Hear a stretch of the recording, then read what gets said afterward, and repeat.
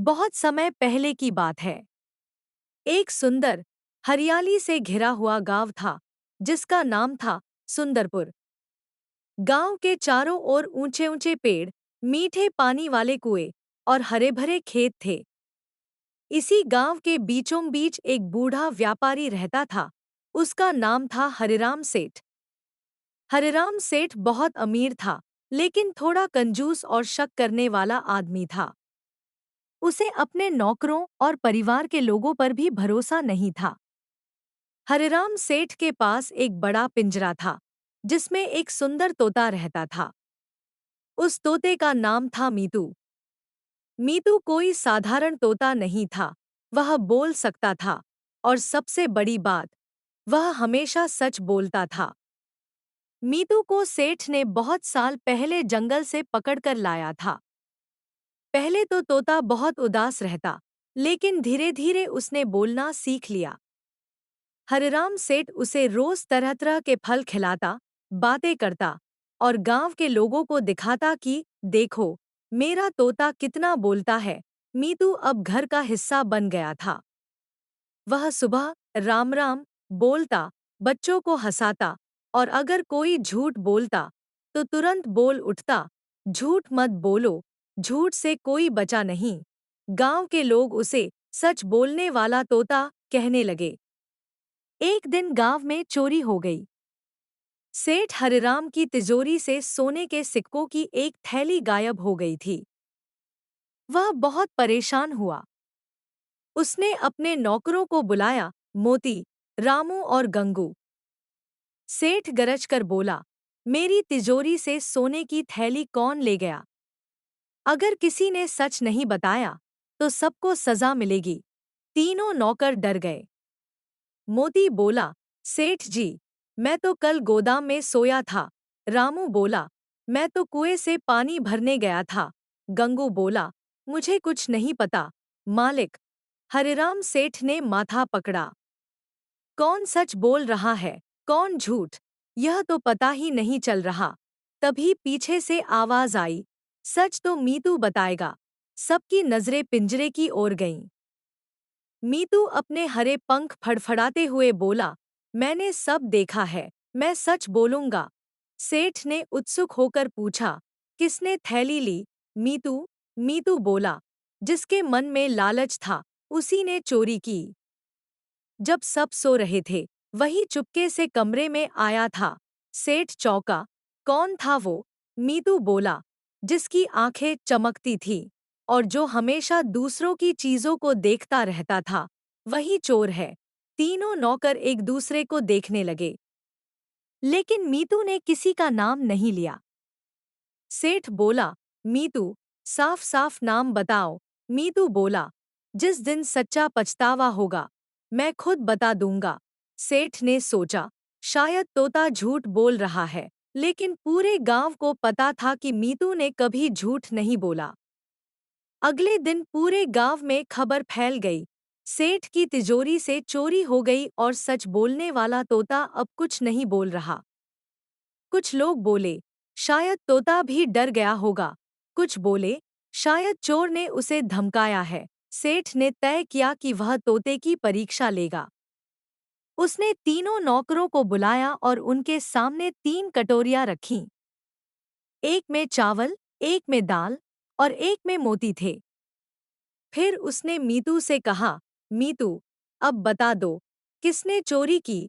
मीतू ने चुपचाप तीनों को देखा, फिर धीरे से बोला, जो सच्चा है वह चावल चुनेगा, जो ईमानदार है वह दाल, और जो लालची है वह मोती चुनेगा। तीनों नौकर झिझक गए। मोती ने जल्दी से दाल उठाई।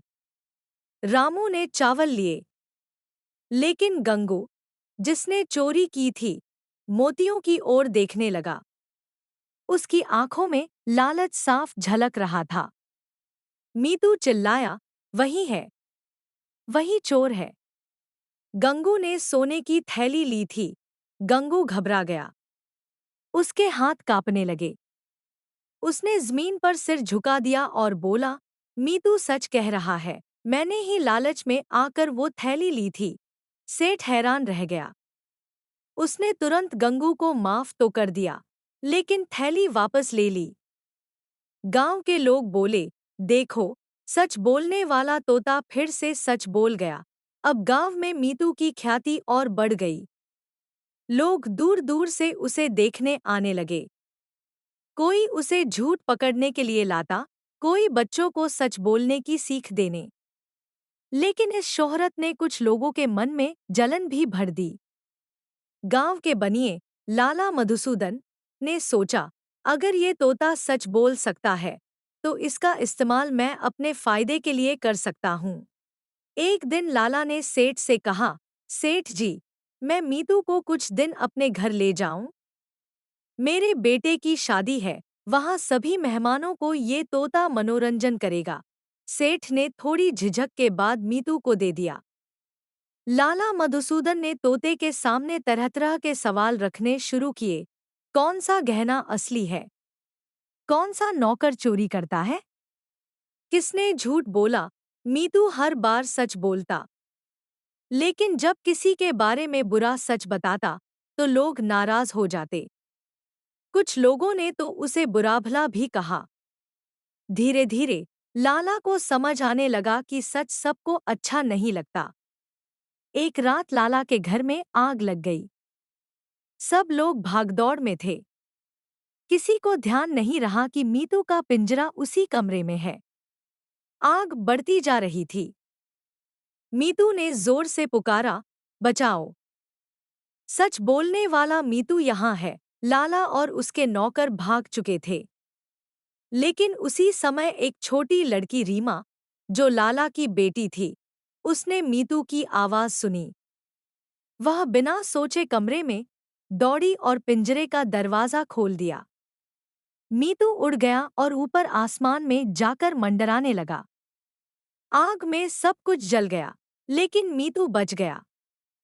सुबह जब सब राख हो गया तो गांव वाले बोले, देखो, जिसे झूठ पसंद नहीं था वो आग में भी जल नहीं सका। मीतू वापस हरिराम सेठ के पास लौट आया। सेठ ने उसे सीने से लगा लिया। मीतू, तूने सबको सिखाया कि सच की ताकत कैसी होती है। मीतू मुस्कुराया और बोला, सेठ जी, सच आग में जल सकता है पर मिट नहीं सकता। इसके बाद सेठ ने एक नई बात सीखी। अब वह किसी पर शक नहीं करता था।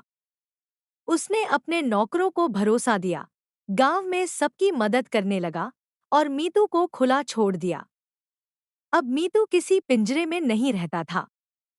वह पूरे गांव का सच्चा प्रहरी बन गया था। जब भी कोई झूठ बोलता, पेड़ की शाखा से आवाज आती, झूठ से नुकसान, सच से सम्मान। सालों बाद जब हरिराम सेठ बूढ़ा हो गया, उसने अपने पोते को मीतू की कहानी सुनाई। बेटा, जीवन में अगर कोई एक गुण अपनाना है तो वो है सच बोलना। झूठ से थोड़ा लाभ मिल सकता है, लेकिन अंत में वह सब कुछ छीन लेता है। मीतू पास के पेड़ पर बैठा था। उसने मुस्कुराकर कहा, सच बोलो, भले ही दुनिया हंसे, क्योंकि सच बोलने वाला कभी अकेला नहीं होता। और उस दिन के बाद से सुंदरपुर गांव में एक कहावत प्रसिद्ध हो गई, जिस गांव में सच बोलने वाला तोता रहता है, वहां झूठ की कोई जगह नहीं होती। कहानी की सीख, सच बोलना हमेशा सही रास्ता है, चाहे हालात कितने भी मुश्किल क्यों न हों।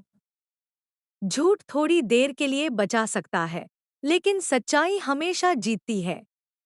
ईमानदारी से जीने वाला व्यक्ति सबका भरोसा और सम्मान पाता है। सच बोलने की ताकत शब्दों से नहीं, नियत से आती है। यह कहानी हमें यह सिखाती है कि सच बोलना केवल नैतिकता नहीं, बल्कि एक ऐसी रोशनी है जो अंधेरे समय में भी सही रास्ता दिखाती है। जैसे मीतू तोते ने अपने सच से लोगों के दिल बदले, वैसे ही अगर हम अपने जीवन में सच्चाई अपनाएं, तो समाज में भरोसा और अच्छाई हमेशा बनी रहेगी।